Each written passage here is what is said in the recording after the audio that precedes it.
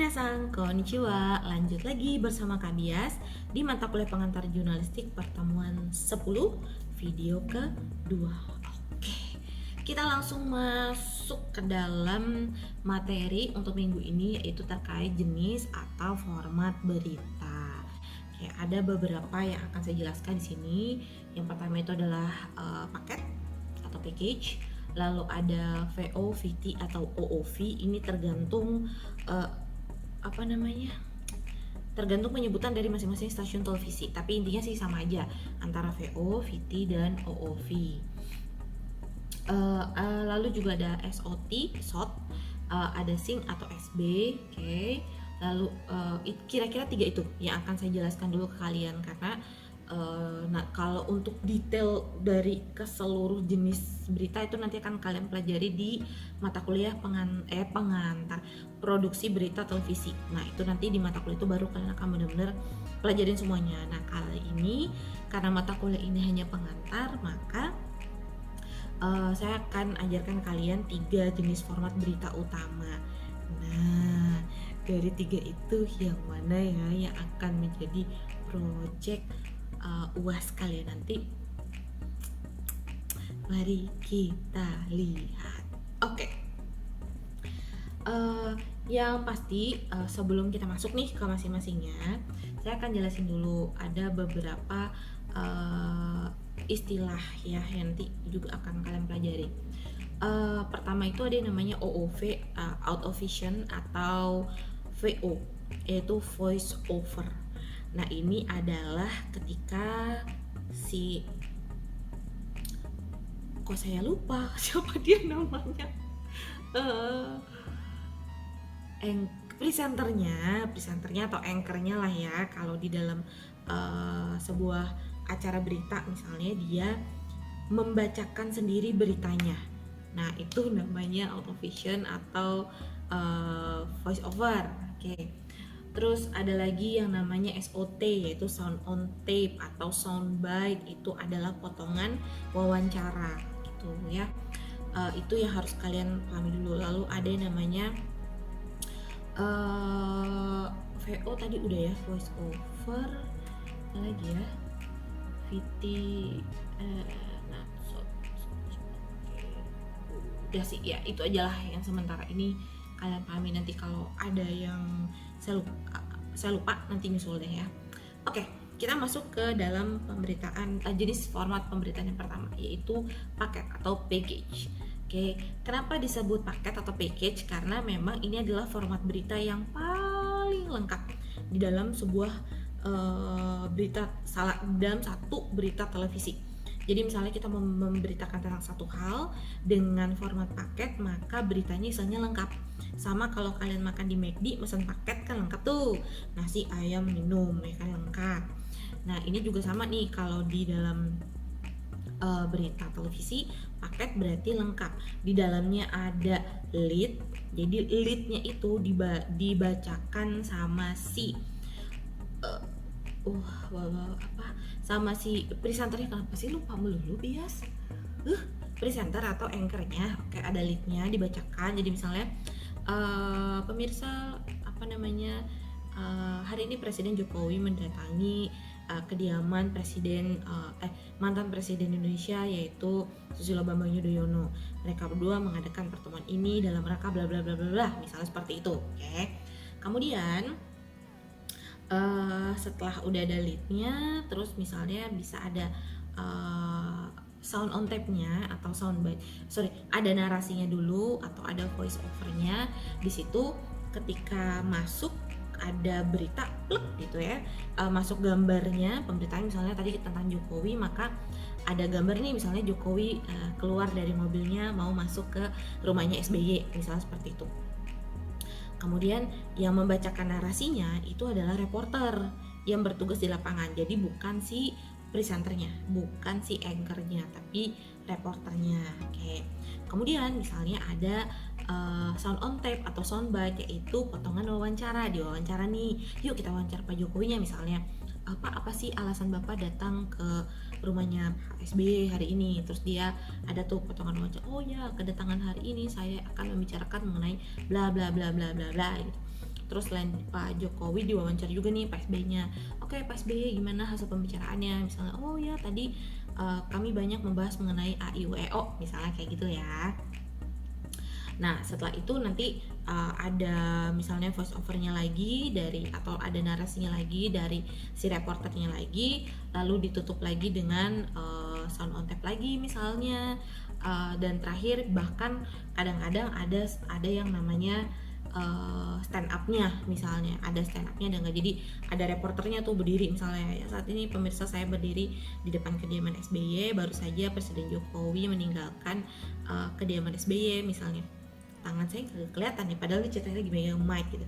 Saya meninggalkan saya berada di depan kediaman Bapak Presiden SBY gitu kan, dimana baru saja Bapak Jokowi meninggalkan kediaman beliau karena setelah selesai membahas misalnya masalah mengenai apa, seperti itu.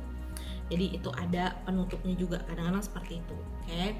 Nah, karena dia paket banyak tuh isinya, ada leadnya, ada narasinya, ada soundbite-nya, ada voice over-nya, bahkan ada stand up-nya mungkin, maka durasinya juga lebih lama, waktu untuk pembuatannya juga lebih lama, liputannya juga bisa lebih lama.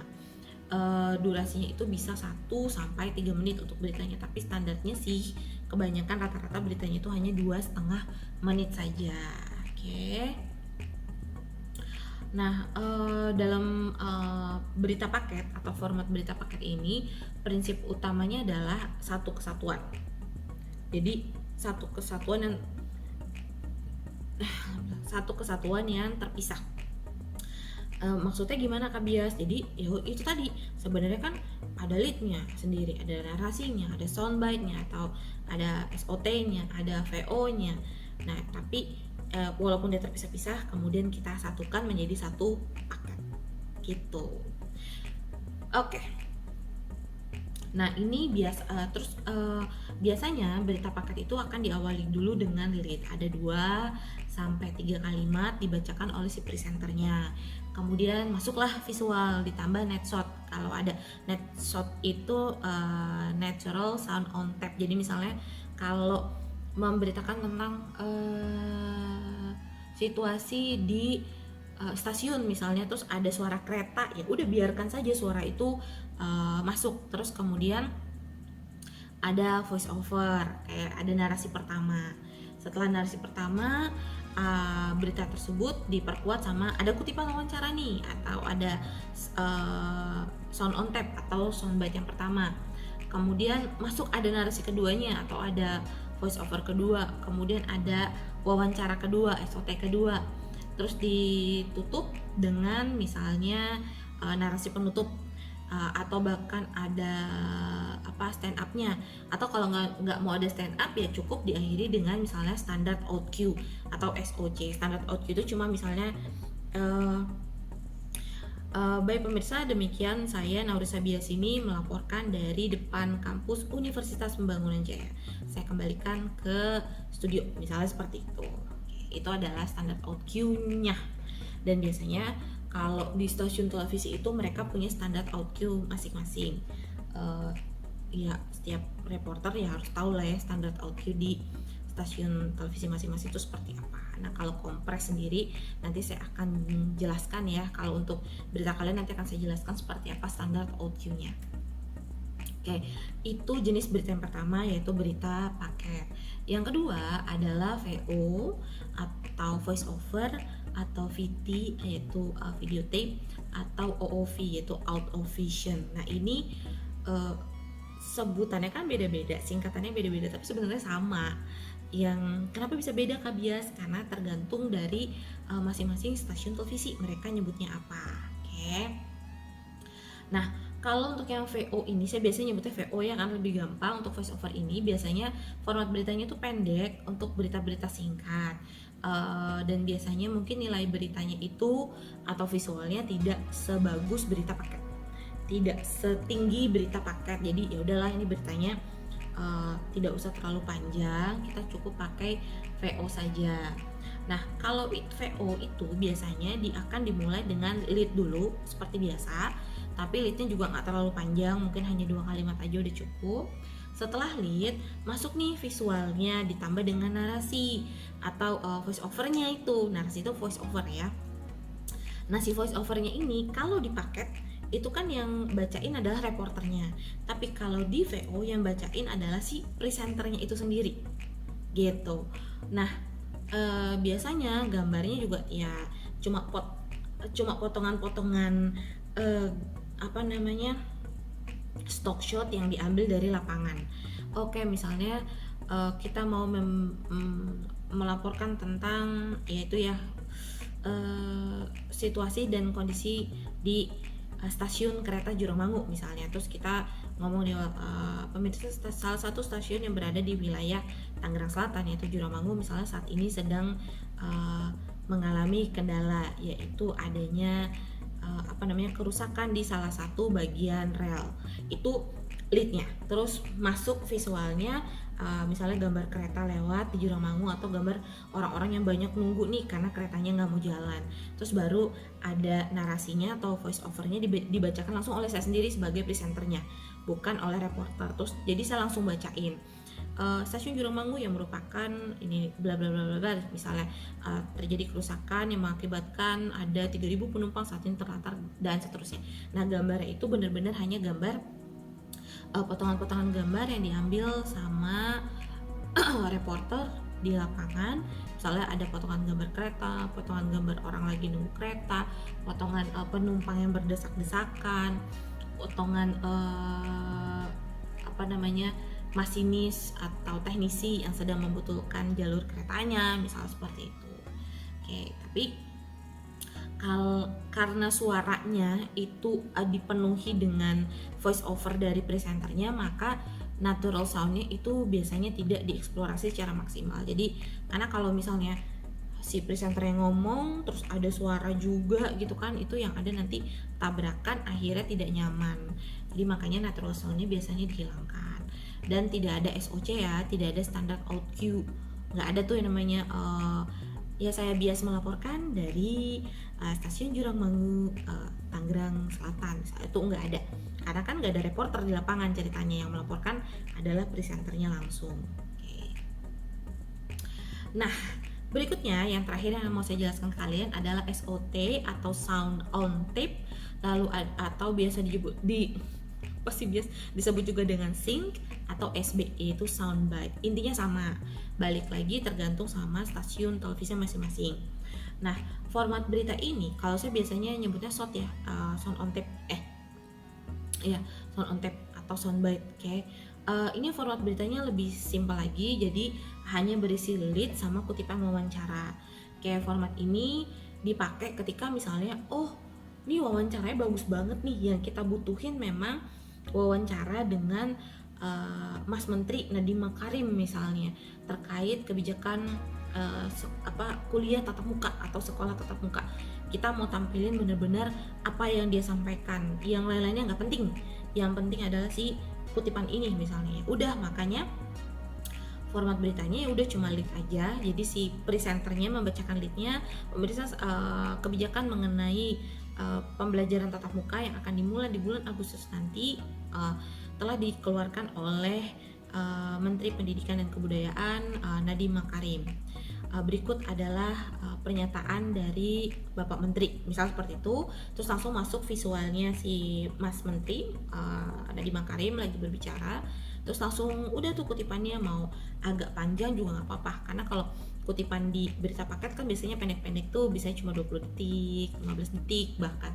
Tapi kalau ini mungkin diberikan kesempatan sampai 1 menit misalnya gitu. Jadi biarkan dia menceritakan. Nah, ini standarnya biasanya beritanya itu akan diawali 2-3 kalimat. Lalu ada lead dulu 2-3 kalimat, lalu ditutup dengan nama narasumber. Misalnya nih, berikut pernyataan dari Mas Menteri Nadiem Makarim terkait kebijakan sekolah tatap muka, misalnya begitu. Kemudian langsung ada kutipan wawancaranya, biasanya ya 1 menit, kalau emang penting banget ya 1,5 menit. Dan ya tergantung waktu juga, tergantung durasi, tergantung rundown. dan tidak ada yang namanya standar OQ di sini, nggak ada SOC-nya. Jadi setelah selesai Mas Menteri, ya udah langsung balik lagi ke presenternya akan langsung membacakan berita berikutnya. Oke, nah kira-kira itu penjelasan dari saya untuk 3 format berita yang harus kalian pahami yang akan menjadi proyek kalian untuk UAS nanti. Nah, kira-kira yang mana sih yang akan menjadi proyek kalian? Apakah voice over? Apakah sound on tape? Kalian tinggal baca keterangannya di bagian tugas setelah video ini mungkin setelah forum nanti akan ada keterangan lengkapnya di sana. Oke. Kalau kalian masih ada pertanyaan, masih ada yang tidak dipahami, boleh kalian tanya ke saya lewat forum, atau kalau misalnya takut lama dibalesnya, kalian boleh chat, boleh hadir di pertemuan mingguan atau di pertemuan rapat redaksi untuk bertanya ke saya seperti proyeknya itu seperti apa. Oke, semoga sampai di sini paham dan semoga video ini memberikan manfaat buat kalian. Jangan lupa supaya saya tahu bahwa kalian benar-benar menonton video ini, tolong tulis nama dan email kalian di kolom komentar ya. Sampai ketemu di video berikutnya. Semoga kalian nggak bosen, semoga kalian paham. Kita ketemu lagi minggu depan. Dadah.